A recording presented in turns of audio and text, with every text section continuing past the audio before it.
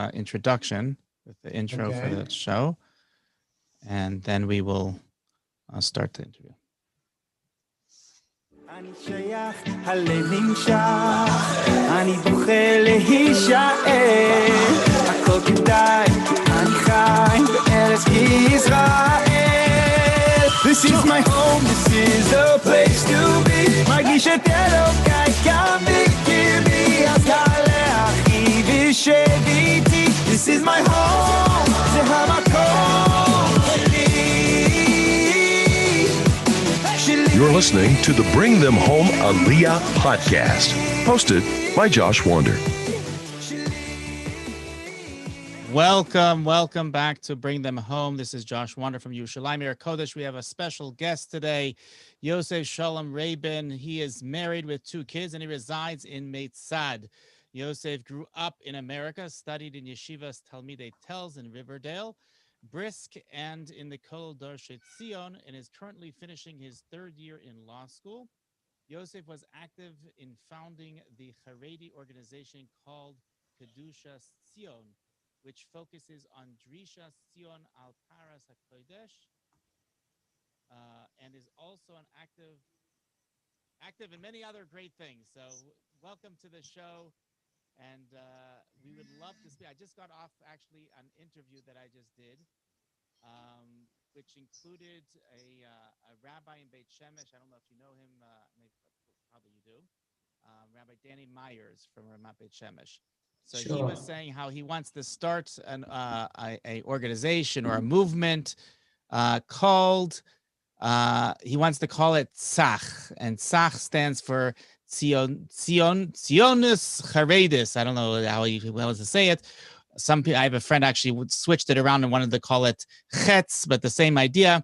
He says that there's a problem in Israel for many Americans that live in a yeshivish environment in America, and they make Aliyah, and they don't find their home, they don't find their place, they don't fit into the Dati Leumi, into the national religious camp, neither do they fall into the Chardal, the Haredi Leumi camp, and they can't find, they don't fall into the Israeli Haredi camp either, because they're in a different world. So I know that you've been involved in the community here and trying to bridge that gap. Can you tell us a little bit about your organization and what it does? Okay, so first of all, I am familiar with Rabbi Myers, and he's a tremendous person, a tremendous Rav, involved in bringing people closer to the ideas of Eretz Yisrael.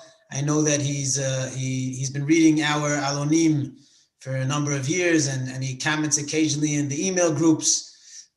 Basically, I'm part of an organization that was founded around 5 years ago, maybe a little less. And it started with mostly Israelis, and I would say today it still is mostly Israeli. However, recently we've slowly been opening somewhat of an American branch. But the idea basically is to bring these ideas, which one might categorize as Tzionut Charedit, to the Haredi community in Israel.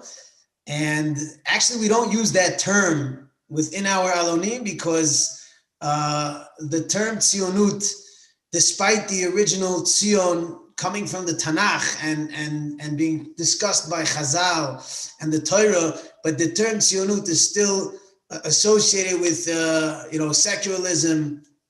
And so we try to keep away from words that create unnecessary antagonism and misunderstanding. However, this is ultimately what it's about. I like to summarize in the things that our organization talks about into three categories. The first one is, as I started saying, the chashivas of the mitzvah of Eretz Yisrael.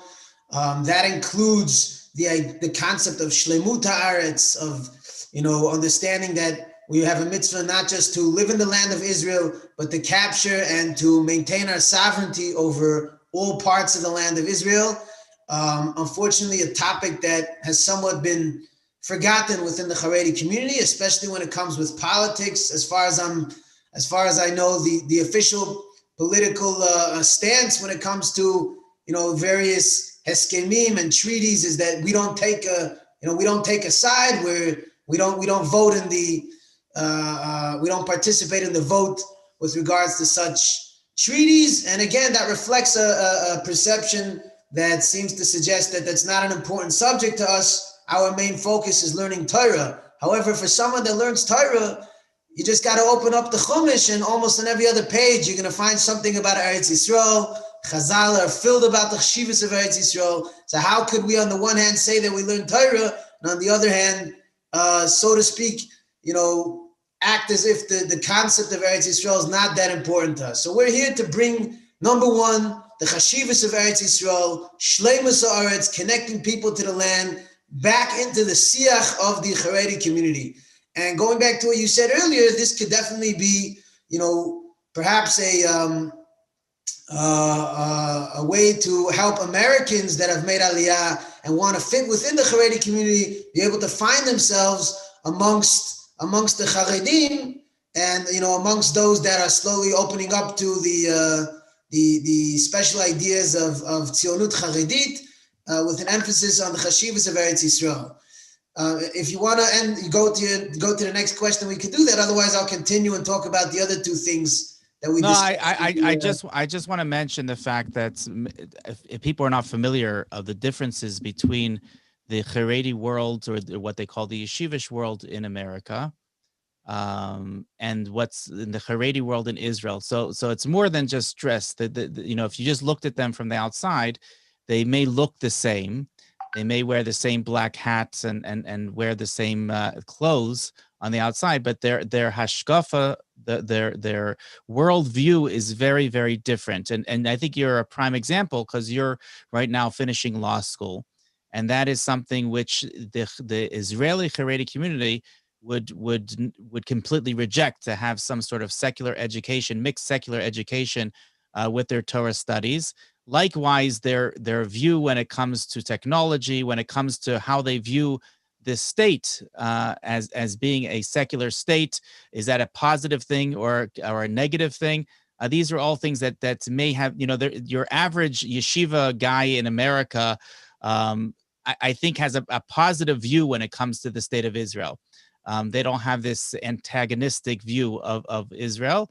Likewise, they don't have the antagonistic view when it comes to technology or when it comes to education. Many of them work for a living as well as study Torah, and they don't find any sort of contradiction between those two. But here, in general, the Haredi community doesn't have those same views, and a lot of Americans that come here, they find themselves all of a sudden thrown into this community. In fact, even within a community within a community, I can just give an example that I have a friend in a Chabad chassid in America that came from a Chabad community and made Aliyah, and they figured Chabad in America, Chabad in Israel, we're all Chabad, we all okay, I'll be careful with my words. We all follow the same Rebbe, and therefore it's not going to be a big deal. But they very, very quickly found out that it's a completely different animal, it's a completely different world. And they found it very, very difficult, and wound up actually going back to America because they just couldn't fit in here.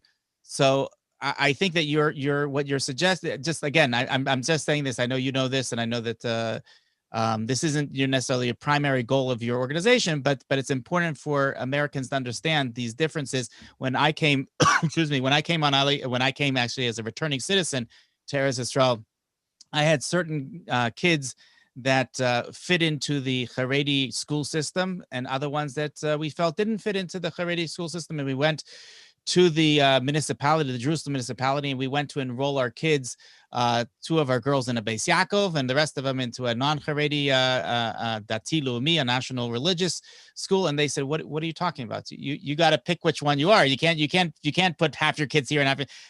They sounded like a crazy idea to them. They said either you choose one track or the other track. There's no such thing as mixing and matching. And that's something that I think that Americans, Anglos that come here have difficulty with, and it's something that we really need to address. I'm sorry. Yeah. So no. First of all, these are tremendous points, and they do connect to what we deal with in our organization. I wanna point out three things that connect to this idea. over the past couple of days, last week, I had the opportunity to speak to a number of groups of non-religious Israeli teenagers as part of a Mechina Kdam Tzvai, which is a program that some Israeli teenagers participate in the year before they do their army service. And they wanted to hear a Haredi that lives they had a program called Shavua B'Yosh, a week in Judea and Samaria.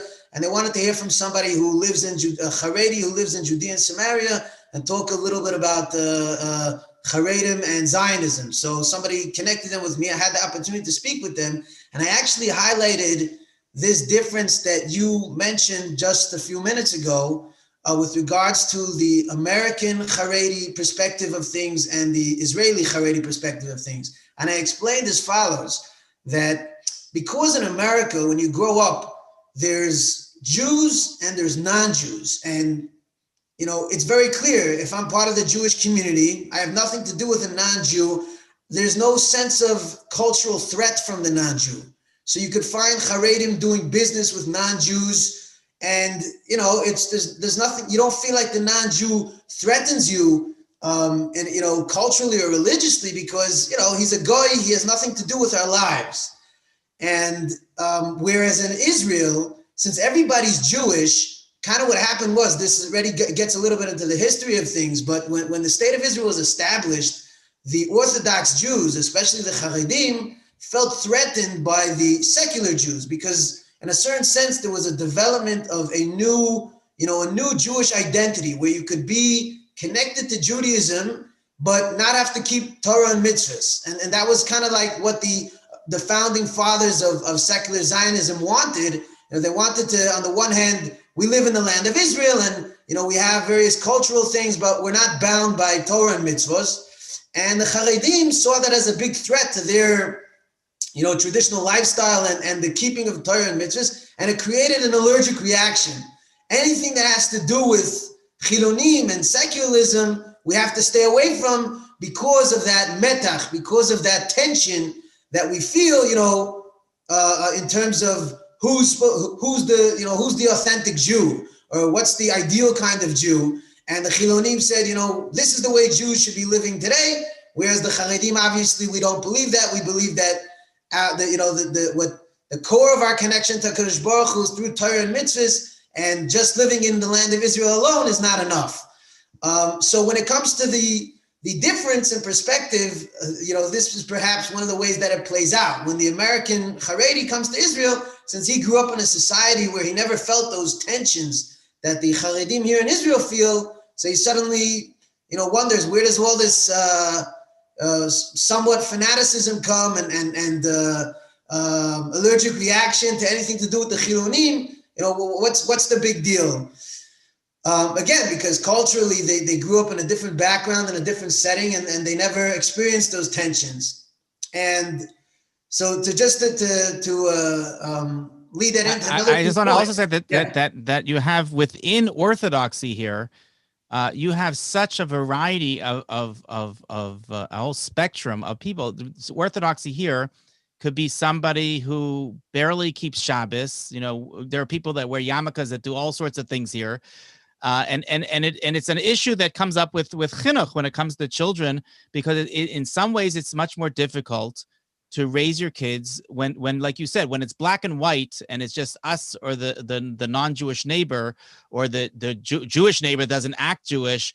That's one thing. But when we're all Jews, and even we're all Jews and we're all claiming to be Orthodox Jews, and some of them are some, but we have such differences amongst us. That is something that is that we have to really juggle and try to figure out how to do, and even more so when it comes to educating our children and raising them in a way that they can respect and be tolerant. And I think this is one of the best things that Anglo Jews have to contribute to Israeli society, is this idea of tolerance, and that we can respect and we can try to be mekarev our Jewish brothers and sisters, instead of pushing them away by rejecting everything that they stand for. Exactly. So that's one thing that I talk about when I talk with friends and coming to Israel. I tell them, you know, more than just the mitzvah of coming to live in the land of Eretz Yisrael, but we actually, at least I believe, many Americans have the right perspective and the right, way of the outlook, how to look at the Medina and how to look at the Chilonim in a positive way, that we could actually contribute to society and help us advance. First of all, creating a more stable achdus between the different groups here in Israel, but also being able to advance the Torah values and goals that we would like to see within the state of Israel. And that moves to the one of the other things that we discuss in our Alon, which is helping Charedim understand that again, as I said, on top of the mitzvah of coming to the land of Eretz Yisrael, there's another idea of actually creating a government and a system that functions based on Torah values and is here to advance halacha. And in a certain sense, that's the ultimate expression of Mamlechet Kohanim v'Goy Kodesh, being the nation of Hashem and being a Kiddush Hashem and a light unto the nations, by actually creating an entire society which is based on principles of Torah. And again, I think that Americans have a tremendous advantage in a certain sense, because many of them have already, in a certain sense, mixed within society, and whether it's in business or government or other things, and have the openness to be able to deal with those worlds. And now we just have to make the connection to Torah and work on implementing that here in the land of Israel. I think in America it's the way I grew up, and I think it's obvious to most Orthodox Jews in America, even the Haredi yeshivish world, for the most part, it's understood that you can be both a Torah scholar and you can be also a secular. I'm just thinking that we lost an incredible giant this past month, Rabbi Dr. Twersky, who was not only a Torah scholar in his own right, and was prolific and wrote 100 books, but also he was not just a doctor, he was a world-renowned doctor that affected the entire world with his writings. So you can be both. That is not to denigrate. That's not to say that it's wrong for certain individuals to stay in yeshiva and kollel and learn all their lives. And it's not wrong necessarily for other people that wanted to spend most of their time working, and they spend less time. They do daf yomi or whatever it is.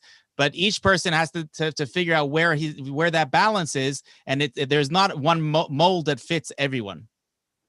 Exactly. So this is something that I think there are people that are attempting to bring these changes to the Haredi community here in Israel. Just for the sake of answering the need of yeshiva bachurim that don't exactly fit in yeshiva, and helping them create a functioning framework for themselves, or people that want to have a better parnasa. And those are all nice things, and I congratulate all those various organizations that work in this. But I think that as a Torah observant Jew, and this is something we emphasize in our organization, we also have to look at the bigger picture and understand that it's not just about having a better parnasa or being involved in Israeli society, but we ultimately have to connect the Torah to the Metzias. We ultimately have to take our Torah that we learn in the Beis Medrash and figure out how to implement that into our public and professional lives as an ideal of in its own. And who's more fit to do that than the Haredi community, which really has spent so many years focused on Torah, and now should be able to take that Torah and figure out how to bring it to the community around us, to the Israeli public around us, and eventually to all the world. So it has to come from an ideological place as well, and not just as like something that if people are already going to work, or if people don't fit in the Beis Medrash and have to work, but also as an ideological thing to be able to take Torah and in a certain sense be mekadesh the chol, be mekadesh the mundane aspects of our government, of our lives, and figure out how to turn them into a vehicle to express the important messages and values of Torah. I think what you're describing is something that's been a controversy within Jewish hashkafa for generations.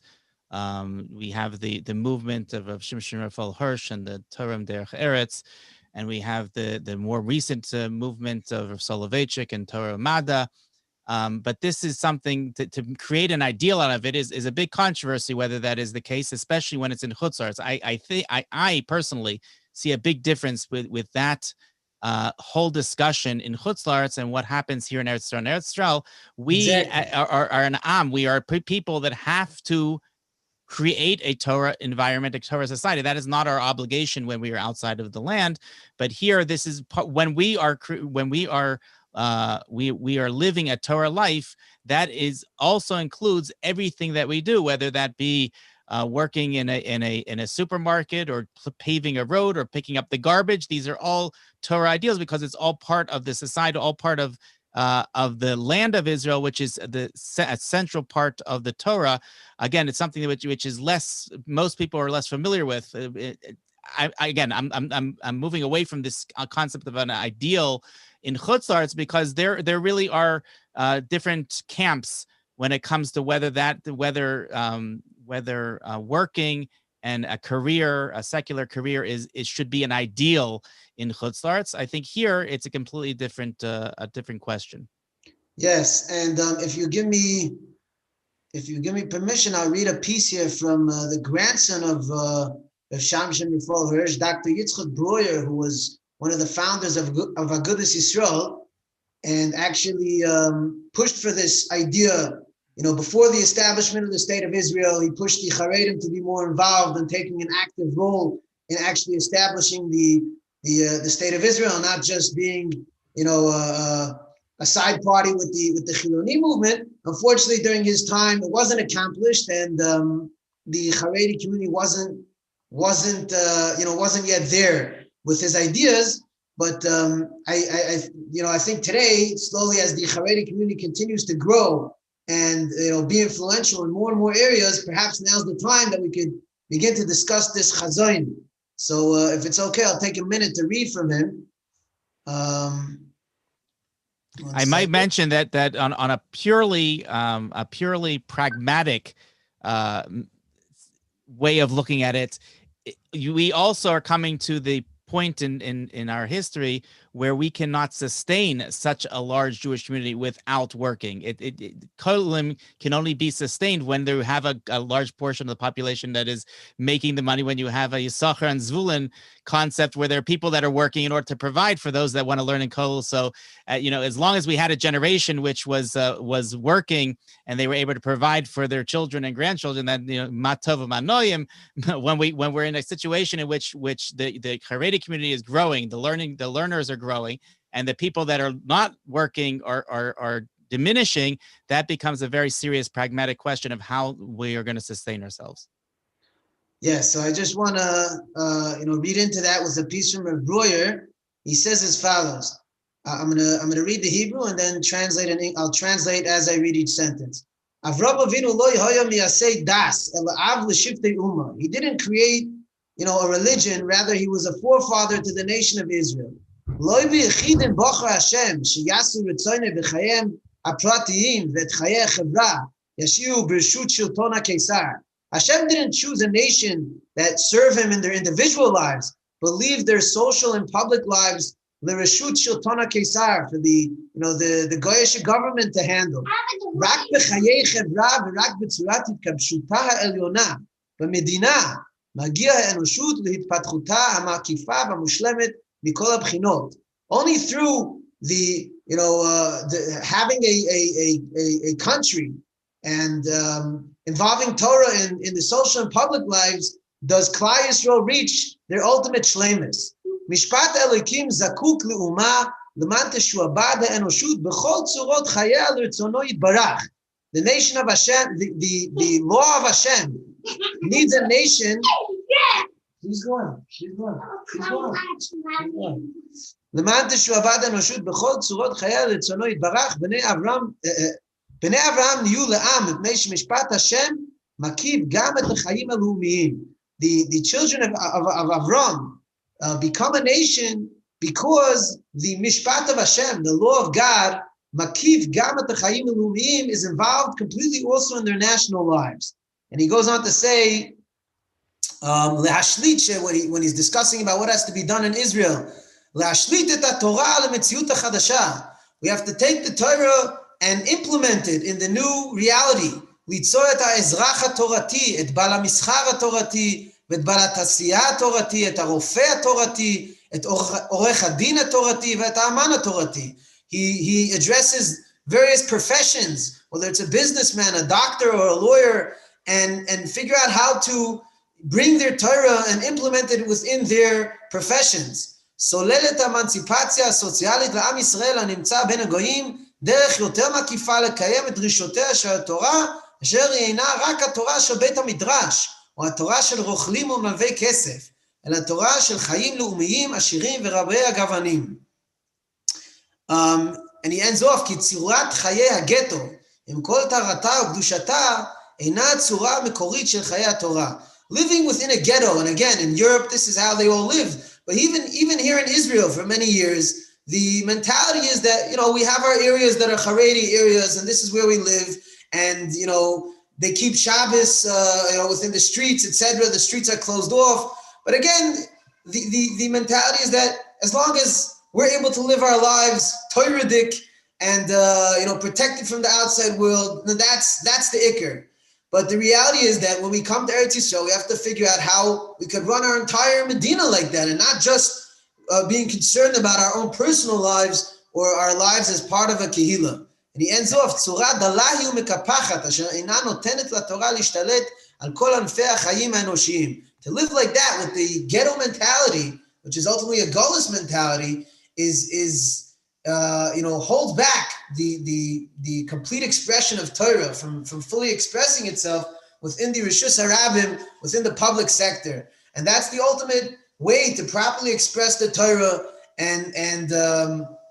and really bring to fruition the ultimate goal that HaKadosh Baruch Hu had for us, as choosing us as a nation, not just as individuals or kehilas, but as a nation, and living all of our national lives based on Torah values. So this is a little bit about this idea. And again, as we said earlier, I think Americans are able to relate to this to a certain extent. American Haredim can relate to this perhaps a little bit better than Israeli Haredim. And I think it has to do with what I explained earlier, because they never grew up with the so-called threats that exist within the secular culture. So that's another tremendous benefit that I personally believe, American Haredim could have on Israeli society. There's another point that I didn't mention yet that our organization discusses, and I think it's also fundamental for understanding, this whole concept of having a Medina Shel Torah, of having a Medina based on Torah values, and why that's important, but also very important for those considering Aliyah. You have to go out. You have to go out. For those considering Aliyah, just take a look at what has happened to the Jewish people within the last 70, 100, 150 years, and this relates to the discussion about Geula. Whether you want to call it Aschalta de Geula, Ikvisa de Mashiach, it doesn't really matter the way you want to terminalize. I'm sorry, I have to take my kid out. It's great. The next generation of builders of Eretz Yisrael. We're live, but you're fine. I'm gonna speak meanwhile. I have to take my kid out for a second. She's not a problem. Here. 1 second. Not a problem. We're always very, very happy to see the next generations of Jews growing up here in Eretz Yisrael, and the builders of Yerushalayim, the builders of Eretz Yisrael. These are going to be our future, so we have to love them and we have to respect them, and we are so happy that we can be raising generation after generation of people that are going to really make the difference in the end. There, you can continue. I was just filling the space. Yeah, sorry about the interruption. So, but people have to look back and say, it's almost impossible not to realize something is going on. And by the way, this is what really turned on my own personal spark. For years of really knowing nothing about the mitzvah of living in Eretz Yisrael, or the importance of the fact that there's a state of Israel. It was just things I never thought about. Growing up as a bacher in America, you go to school, you go to yeshiva, and I learned in very good yeshivas, Baruch Hashem, and we learned tremendous amounts of Torah, but you never sat back and asked yourself, wait 1 second, what does that mean? The fact that the Jewish people have returned to the land of Israel and have a state and have an army and are prospering, what does that mean as a Jew? And, one of the reasons why we may not think about this so much is because we don't really read, we don't learn enough Tanakh. and when you learn Tanakh, and you see the history of Klal Yisrael and how coming back to the land of Eretz Yisrael is such a monumental event, then you start to think about it in modern terms. But I never grew up with that chinuch, so it's something foreign to me. But the more I thought about it, and I said, you look back and you see what's going on, it's something that's astounding. How could it be that such a nation that has been through so many pogroms and persecution and the Holocaust right before the establishment of the state of Israel, here we are, only after 70 years, and at the one of the most powerful states, powerful countries in the world in a certain sense. Countries all over the world want to have a connection with us, and geopolitical relations, and with the height of technology and medicine and all these things. It's just, you can't help but see the hand of Hashem and what's going on. And it's clear that Hashem's smiling to us, and he's bringing us back to the land of Eretz Yisrael, and this is where he wants us to be. So that's another major point that we try to drive home. Our organization is focused for Haredim living in, it's mostly focused for Haredim that are already living in Eretz Yisrael, but we want them to understand the significance. What does that mean that we're zoichet to live in Eretz Yisrael today? It's not something we should be taking for granted, and we should realize and thank Hashem for the tremendous bracha and the tremendous nisim that he's making for Klal Yisrael on a daily basis. And again, once you start living with this perception, when you read the news and you read what's going on, whether it's moving the embassy to the capital of to Yerushalayim by America, or various treaties that have to do with the land of Israel, suddenly you see everything from a new perspective. You look at it, you start to think, what is Hashem doing here? How is Hashem moving us along in the process of Geula? And more importantly, that gets us to start thinking, what is my part? What do I have to do to help this process go along smoothly? As we know, Chazal say, Zachu achishena loy zachu beita. The Geula is going to happen either way. But HaKadosh Baruch Hu gives us a chance. Do you want to be part of the Geula? Do you want to experience the Geula? Do you want to be able to say, wow, what I did was kaviyachol, I was a shutaf to HaKadosh Baruch Hu's mahalach, and actually really experience it says, that the Geula of Geula Asida, the ultimate redemption, is going to be similar to that of Mitzrayim. And you want to be able to sit back and say a shira and say that mitaycha, having participant in what's going on, or you're going to be someone that's totally disconnected and doesn't realize, doesn't see what's happening, and continuously, not feeling the simcha and the joy and the understanding of what's going on. And here's the opportunity we have. So I say this to my friends, my family, and everyone, to all the listeners here. The first step is the physical aliyah Eretz Yisrael, coming to Eretz Yisrael, being here in Hashem's chosen land, and showing Hashem that you care. You care about being within His presence. If this is where Kadosh Baruch Hu chose to live, then this is the ultimate place for where we can grow and prosper spiritually. I said earlier as well, there's the physical prosperity that takes place within the land of Israel. But this is where it all starts. And once we're here and we start to appreciate the talich, the process, the geula process that we're in, then the next step is saying, okay, what can we Jews that are living with the geula perception, what can we do to bring the geula of Mashiach ben David, to bring the spiritual redemption closer? And that gets us thinking along the lines of working on making the state of Israel a place that really reflects on Torah values and is a Kiddush Hashem and really represents and spreads the message that we as Torah Jews would want to spread with the entire world. So I also grew up in great yeshivas in America, and I feel that I've said this many times, that I feel I've been robbed, that I was not taught about the centrality of Eretz Yisrael. I think the Torah is very clear about it, but it's something that's not emphasized nearly enough, if at all, in many yeshivas across North America, and it's a real lacking in the education process. Many of the yeshiva world, even today, they come to Eretz Yisrael and they do their sheirut. They come here for a year to learn yeshiva or two, and they go learn in kollel for a year after they get married, and then they go back to their normal lives, right? That like as if the normal life is being in Chutz La'aretz and being in Lakewood, and here over here in or Borough Park, and over here this is like just a Disney World. This is where you hang out for a year and just and experience what Eretz Yisrael is like. But we don't actually have to live here. We don't actually have to move here. I always tell people, a lot of people that have objections to living here because they say there's a secular government, it's anti-religious, there's all sorts of terrible things going on. Just imagine if 1 million Orthodox Jews is what you have in America. 1 million Orthodox Jews moved here. Overnight, there would be a religious, imagine they all started voting. There would be a religious government. If they went to the army, there would be a religious army. It's actually them that are holding back this process from going forward, because as long as they stay there, this process it's not going to happen by itself. It's not just going to wake up one morning and everything's going to be religious. It's taken many, many decades of hard work and toil of many great Jews from all different sides of the spectrum to work to get to where we are today. Baruch Hashem, today there is more Torah learning in Eretz Yisrael than probably any time in any place in history. Having hundreds of thousands of people learning full-time Torah is something that has never been seen before. And Baruch Hashem, we're witnessing that happening today. But every Jew that we're able to bring here, every Torah observant Jew especially that we're able to bring to Eretz Yisrael, definitely enhances the land and the nation and what we have here, and it benefits them, and it benefits all of us as an Am. 100%. I say the same thing to people all the time.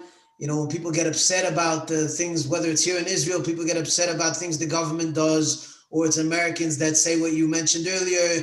It's a Chiloni environment and we can't come, etc.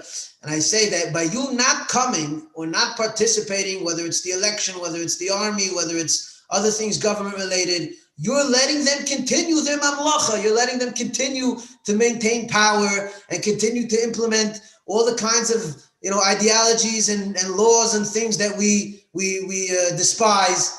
And Adarabba, come over here and be a part of the revolution.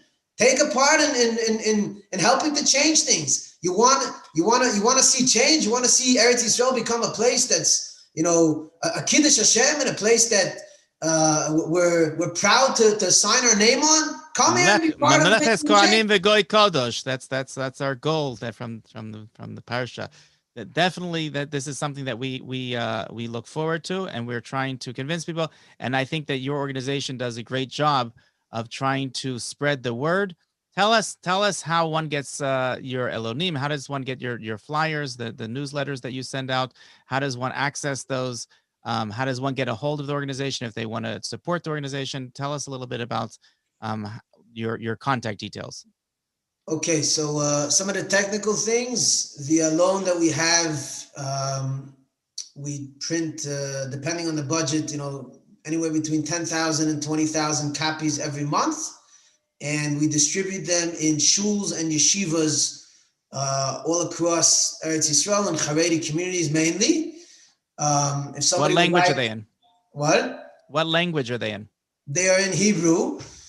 But we also have someone who's within our organization who has a bi-weekly alon, which is called Ha'aretz HaTova, which is written in English. His name is Yoel Berman. And if you'd like his contact details, I could supply that. And you could either receive it by email or, usually the way that alon works is that he emails it out and then people print it out and put it locally in their shuls. There has been some distribution in America as well. But in terms of the alon, you could either find them in shuls or yeshivas, depending on where you live here in Israel. Otherwise, you could get them sent to you. There's usually a weekly email that we have that goes out to anyone who signed up, who has a manui, he's a member of the organization and signed up to the email list. It goes out by email. We also have a growing group of an email form of some 90 friends where there's all kinds of fascinating discussions going on with regards to topics discussed in the alon. There's a WhatsApp group as well where the alon is distributed. And we have a website, Kedushas Tzion, where you could find all the previous alonim that have been uploaded there, and various short chovrot and kuntresim that have been put out as well. What is the response of people? Have you gotten any negative response from this? I can imagine that there are some people that aren't so happy with you pushing this mahalach, which is not acceptable and accepted amongst all circles here. Yeah, so the truth is that we've gotten a lot more support than we've gotten negative responses. Many Rabbanim, just recently, Reb Zalman Nechemia Goldberg that was nifter, he actually published a few mamarim within the Alon and was very, very supportive. And Rev Meir Mazuz quotes the Alon in his Motzi Shabbos talk, occasionally. Rev Mordechai Neugershal just gave a half-hour drasha l'chvoi the countries that we recently released called Medina Shel Torah, and we've seen an overwhelming support from many Rabbanim. Some of them wanted their names to be mentioned, others not. The truth is that the opposition that we've received is really mainly from groups that are affiliated to a certain extent with Satmar or Neturei Karta, and they really don't.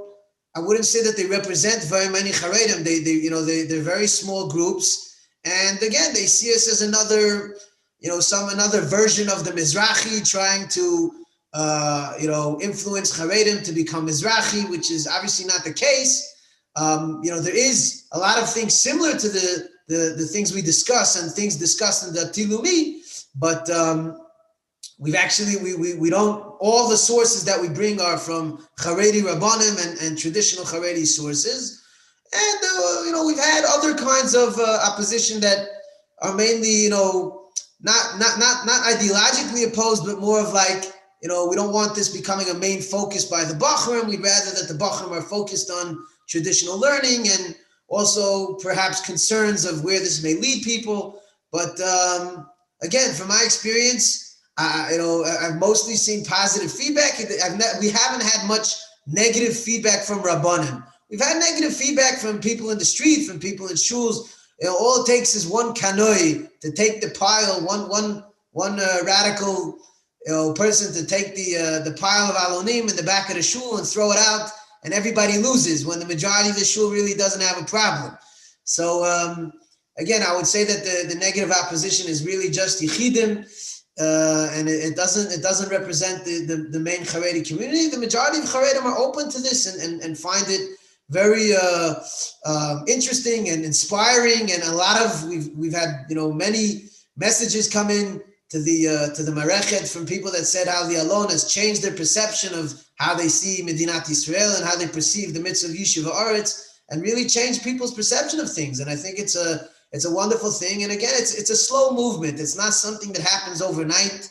It's about changing the toda'ah, changing the perception of people and changing how the Haredi community as a whole views things. And it's a process. It's a slow process because, again, the Haredi community, is very chashdani, very hesitant to go along with the state of Israel because of all the various concerns that we discussed earlier and the secular threats that existed and still exist to a certain extent today. And it's a slow process, but I think slowly things are starting to change. Things are starting to open up.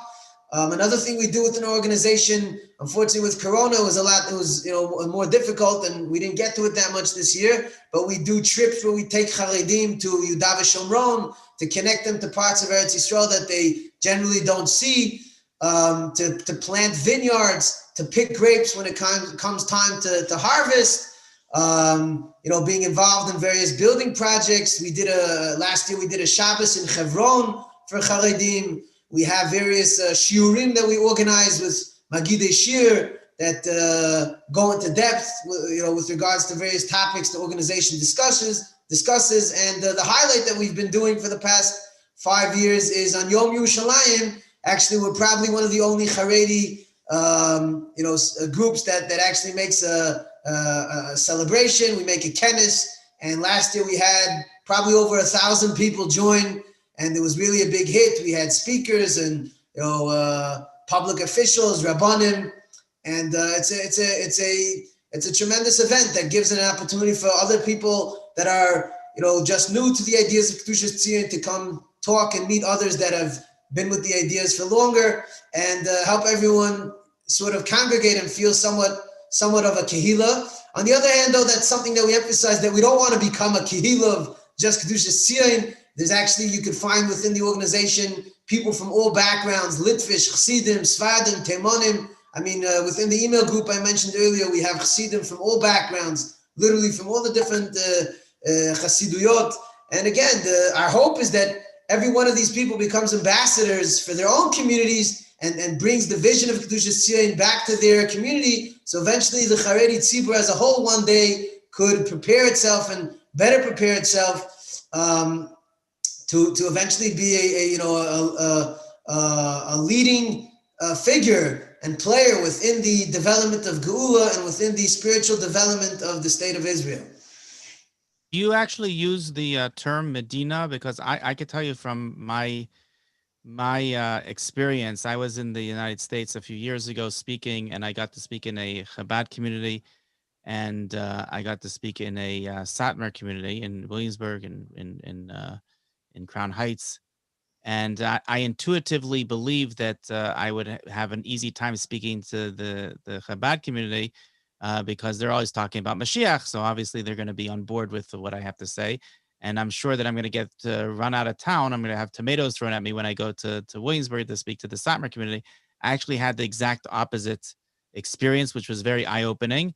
When I went to Satmar, as long as I didn't mention the word Medina and I switched it for Eretz Yisrael, they were okay with everything I had to say. But when I went to the Chabad community and I started speaking about Mashiach, they had a very different narrative about what their process of Mashiach looks like. So they were not so excited about what I had to say. But my point is that when you speak about, do you actually explicitly speak about the Medina, or you're speaking just in general terms about Eretz Yisrael? So the majority of our alone focuses more on Eretz Yisrael, but there are definitely mamarim where we talk about the Medina, and we talk about the Yachas to Tzionut and Medinat Israel.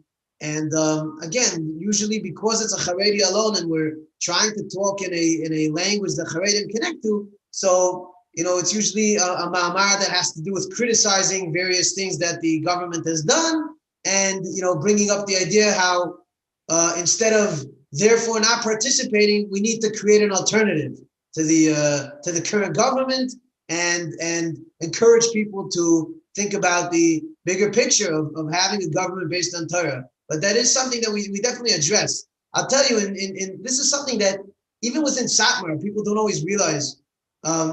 It's important to understand that the Hashkafa of Satmar, Rabbi Teitelbaum Zatzal, was his opposition was not per se to a Chiloni government.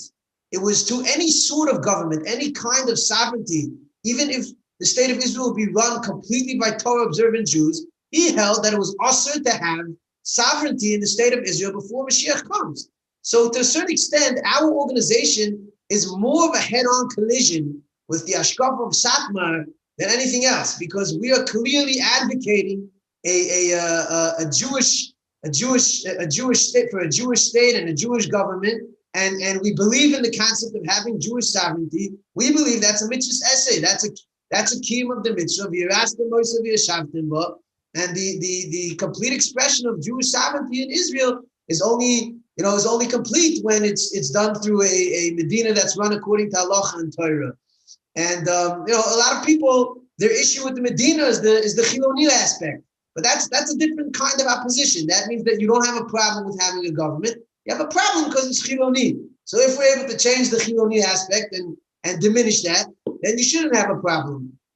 So again, that's just an important point to mention. We've discussed this at length on our podcasts, and we can happy to discuss again. But I just wanted to point out that I think that what you're doing, and I said this to Rabbi Myers as well, is less creating something new and more what they say lachzir Torah liyoshna, is that we're actually bringing back what was originally here as far as the Torah is concerned. I've been pounding this idea that I don't believe there is anti-Zionists, what we refer to as anti-Zionists, in all our history. I mean, the Jewish people have always aspired to come back to Eretz Israel, and it was only as a response to the secular socialist movement of Zionism that they became opposed and became anti-Zionist. But before that, there wasn't an anti-Zionist movement. Now, if you want to speak about the Shalosh Shavuos and which is a whole different discussion, which we've had also before. Yes, there are people that still maintain that. It's not clear that is the case. In fact, I could tell you that I gave a tour to a very elderly Satmar Chassid. This is going back many years, and he was already in his 90s back then, so I'm not sure if he's still around. But he told me, we started speaking about Geula, we started speaking about the Medina, and he said, I want to tell you something. He says that I want you to know that I knew Rav Yoel Teitelbaum, the Rebbe, much better than anybody who's alive today. I was a confidant, I was a contemporary of his, and I can tell you that I have no doubts that if he were alive today, he would not have the same opposition that he did back when he did. It's clear, and there's a very interesting letter that the head of Zaka, Yehuda Meshizav, wrote to his great uncle, Rav Amram Blau, who was the head of the Neturei Karta, one of the founders of the Neturei Karta, and he wrote him. He wrote him an open letter. He's no longer with us, but he wrote an open letter in one of the publications, and he said, "I can understand, Uncle, why you were so concerned that the Medina was going to lead everybody to become secular, going to become anti-religious, going to leave the Torah. I want to comfort you, and I want you to understand that this is not at all what happened. In fact, the country is becoming more and more religious by the day and by the year. And if anything, the Medina is becoming a much more religious and much more comfortable place." I just to mention one more thing is that there is a story told of Nachman Kahana here from the Old City, tells that he came here in 1962.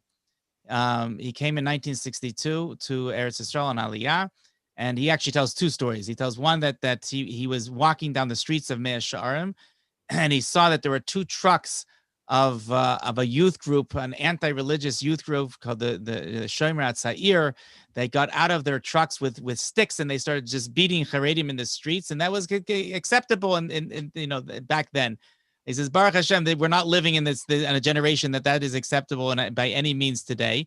And the other thing he says is, amazingly, is that in 1962, he says that when you would walk down the street and you would see soldiers, you would see chayalim in the street. He says you would rarely see a chayal with a yarmulke on. And he says you never saw a chayal, a katzin, an officer with a yarmulke. He says today you can't go anywhere without seeing religious soldiers wherever you go, and even the highest ranking soldiers, including his son, who was a general in the army, with yarmulkes on. Today we're living in a different reality. Baruch Hashem, it's becoming more and more from by the day, and the contribution of Orthodox Jews from around the world that have come here and made that happen cannot be discounted. Yes, so Baruch Hashem, it's a tremendous thing to be living through and experiencing, and this is the dream. This is the dream, to really slowly, day by day, make Eretz Yisrael a more spiritual place. Maybe that could become a motto: make Eretz Yisrael a more spiritual home. And by coming home, and this is to Yidden that are still living in Chutz La'aretz, coming home, and everybody bringing his or her talent that they have and incorporating it within the Jewish people, and working on helping elevate the state of Israel, and bringing us closer to this Chazon is a tremendous thing, and that's the ultimate goal of the Kibbutz Golios. And to take it a little more Kabbalistic understanding, the whole concept of Aliyas Hanitzoitzis, of bringing the sparks back to their shorish. At the end of the day, the fact that everyone was in Golus, that's also Min HaShamayim, and you were there for your reason. But now here's your chance to be able to take whatever it is that whatever that profession or talent that you achieved within the Golus, and bring it and tie it into the Geula, and be mekadesh it, and use it for bringing Ruchnius into Eretz Yisrael. So we invite you all to. That's why we're called Bring Them Home. Yosef Shalom, thank you so much for coming having me, Josh. Us. It was a pleasure. Always a pleasure. We hope to have you on again, and I'm going to just do the outro, and then we'll conclude this interview. Thank you so much for joining. Thank you for listening to the Bring Them Home Aliyah podcast. If you identify with our message, please subscribe and tell your friends about